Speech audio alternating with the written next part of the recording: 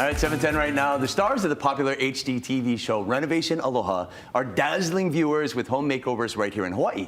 But according to Silver Beach's Christina Jedra, they're not exactly following the rules.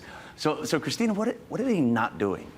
So it comes down to the permits. And I've been writing a lot about the permitting department in the last year. Yes. So when I started watching the show, I was curious, how are they able to buy these homes, do all these big renovations, get the permits, and sell it in time to make a profit. And what I've learned from looking at public records is they're not necessarily waiting for that permit approval before they get started with their work. Yeah, so a couple of things, there's so many different ways to go, but Yes. you focus on one family in particular at first. Yes. What are they experiencing? Because they bought a home from the Kalama family, They right? did. If folks remember in episode 1, there was a tree growing out of a house in Kalihi, and the Kalamas did a beautiful job on television flipping this home and doing all these major renovations. And so it turns out that some of the parts of that renovation were not permitted, and the buyers, the Lay family, did not know that.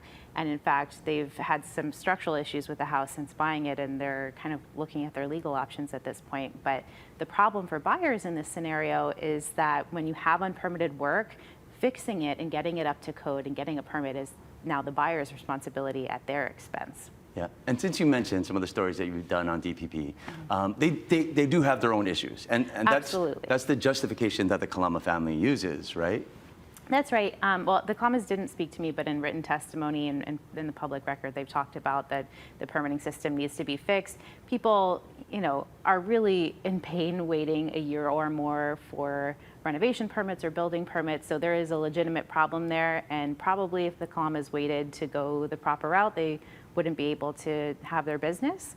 But there are consequences when you go about it this way. Yeah, we're talking a ton of money, right? I mean, we're talking about not just the homes that they're selling, they have their podcast. I mean, they're raking in the dough at this point. They say they are, at least on their YouTube podcast. They say that real estate has turned them into millionaires, and they talk about the profit they make on each project on the show. And so they also talk about their holding costs. Like if they waited a few more months, they might not even break even. So. Yeah. Yes. So they are being fined, but that's not stopping them. Why is it not working? The fines from DPP amount to like a couple $1,000s per project if the violation is caught.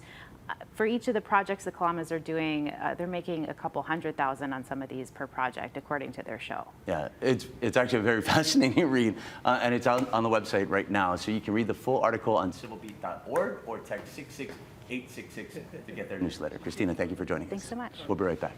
Earlier.